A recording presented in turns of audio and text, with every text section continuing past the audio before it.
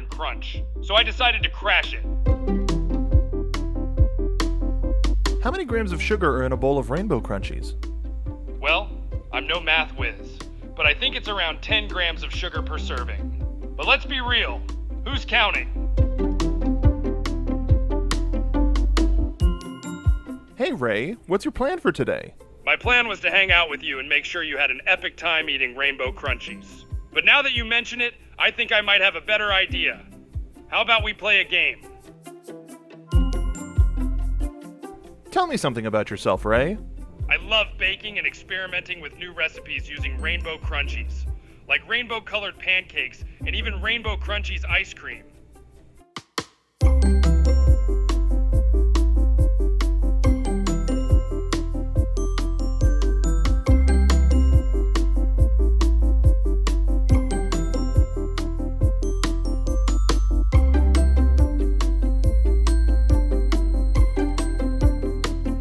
How was Rainbow Crunchies founded?